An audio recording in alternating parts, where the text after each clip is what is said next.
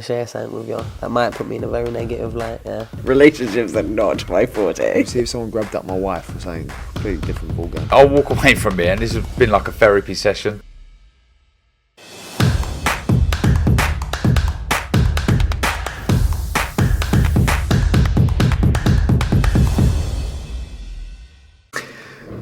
Andrew McCART, IFL TV, proudly sponsored by Everlast. I'm here with Jordan Gill himself. Jordan, you're here with your stablemate Stephen Cairns here in Newcastle. How did you find his performance? I really enjoyed it. I thought for a 20-year-old kid, the maturity and seasoning that he shows, you don't really see that. He didn't look like a normal British prospect in him. He's Irish, so he's not British, but he looked like a top-ranked kid. He looked like a nice American, like mid-20s, like proper prospect. He looks really good. I'm really proud of him.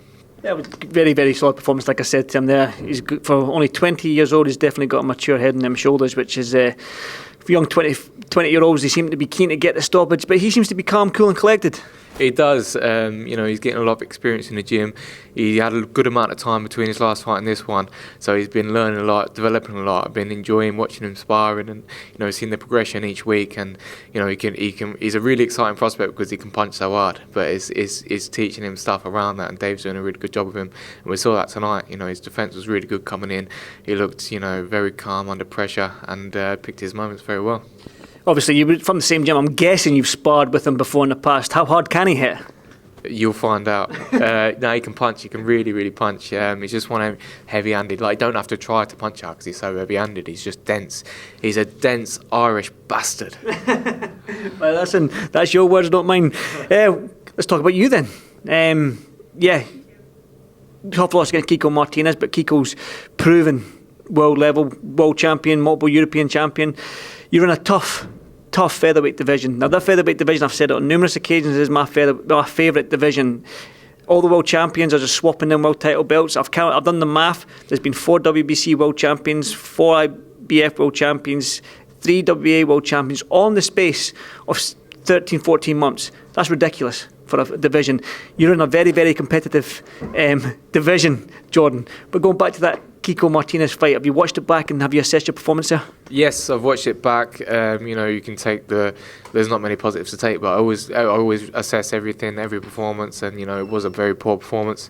I assessed the negatives and the positives, and there was a lot of negatives from that fight. So I've gone back to the drawing board. I'm learning from it. I feel like I've improved already. I've been back in the gym a little while now, so I'm taking steps to better myself. And like sometimes you need your ass kicked to learn, and I learned a lot from my loss before. I come back a better fighter for it, and that's what I'll do this time. But like I said, the 126 is a stacked division, and for me now, it's a division that I'm taking myself out of, not because of that reason, but because the last few performances I really struggled, and you've seen that in the ring. So I've struggled holding a shot like I used to at 126, and I think for me now that's a sign to go up, and hopefully 130 I'll be more successful, and it won't be too hard to make, and I'll have a lot more energy and more resilience in that ring.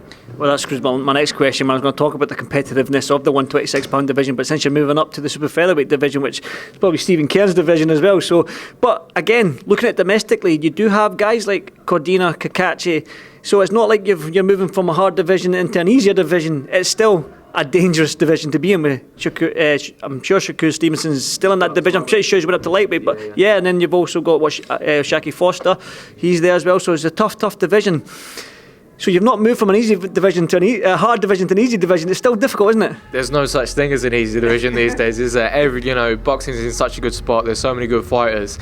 Every division is stacked, and there's so many good fighters. And that's what you want as a fighter. You want competitive fights, and that's what the fans are going to benefit from. That's why boxers are making record paydays, because unless they've got massive YouTube followings, they're making record paydays because there's such competitive fights. And the likes of Shaq Foster, the WBC champion who just beat Ray Vargas. There's Navarrete who's just gone up to won the WBO at super feather. I know because obviously Shakur moved up to lightweight. Domestically you got Cordina who's fighting Rakhimov for the IBF. Zelfa Barrett's not too far behind, and we've got Kakachi with the IBO. Dilmajani's fighting Zelfa on the 22nd of April, so you know it's all go, and it is a stacked division. So yeah, I'm excited. I feel like I'm going to feel so much better at 130 and so rejuvenated. You know, now I'm 28 years old now. I think this is like the second phase of my career. You know, I've had some good fights. I've won the Commonwealth title, won the European title, won some international titles. So for me now, you know, it's the next step. What can we get out of the sport, and what fights can we make, and how can we progress?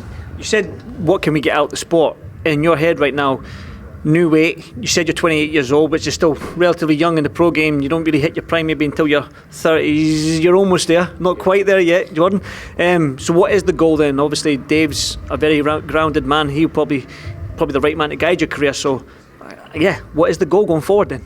Well, you know, you want to be in big fights and you want to see how far you can get. I think I can become world champion, and that's what, you know, I've got up to European level, and I got beat heading into world level, and you know, it wasn't my night, but you know, I lick my wounds, I'll come back and I'll learn from the experience. And just because I didn't reach that goal this time doesn't mean that I'm never going to do it. And I truly believe that I will be world class, and I really believe that I can win a world title. So for me, it's about improving, learning, getting my head in the game, and you've got to win them big fights to get up there. So you know, I'm probably a couple of wins away from getting a shot, a couple of good wins away. I think the plan for me now is to get an 8-rounder to come back. When and where that will be, we're still not sure, so I'm going to get an 8-rounder, get a feel for the 130, get back in the gym and feeling good, and then we'll push on to title fights and, you know, work my way up the pecking order and get another shot. Well, I hope you do get there. You're one of the boxing's nice guys, but I do want to touch on it since Lee Wood is a very close friend of yours, and the fight with Lara. I spoke to Ben Davison and I spoke about the towel and everything. I was one watching on my couch and I was like, no, don't throw it. And the initial reaction was to give Lee his 7 seconds, see weather the storm and get his minute rest. You were there. What did you think of the towel thrown? Your initial reaction when the towel went in? My initial reaction was, thank you, Ben. Yeah, like, to be honest, it was a heavy knockdown, and I was in the change rooms with Lee after, and he said, "Oh, like, what was it like?" So obviously, you don't know, do you, when you're in there? And I said, "Yeah, it was a heavy knockdown." I think Ben done the right thing. You'd rather call it too early than too late, wouldn't you? And the thing is, you know, Lara's a big puncher. There's still 7 or 10 seconds left, whatever there was. And you know, how many punches can you throw in that amount of time? There's a few good amount of shots that can land. So I think he did the right thing, lived to fight another day. And you know, the fact that it caused so much controversy, like whether it should have or shouldn't have happened, you know, people said Lee would have got up and got back to his boxing and won the fight. But you know, the fact that the question was left open is a better thing for the rematch. So you know, if he got up and, you know, Lara hit him with another big shot and it was out, then there wouldn't be so much call for the rematch. Even though it was a rematch clause, it'd be a harder sell. So I think Lee learns from, you know, the mistakes that he made and comes back and gets to his boxing and wins the rematch. Like I say, Lee's in the division. That's my favourite division right now. I'm actually gutted that you've left, to be honest, Jordan, but you're into super featherweight division, but I'll still be following closely. Still more fights going on. No doubt you probably want to go and celebrate with Stephen again there in the changing room, and it's, like I say, pleasure to speak to you again, brother, and I'll see you in the next one. Thank you, Jordan. Thank you. Thank you, mate. Thank you.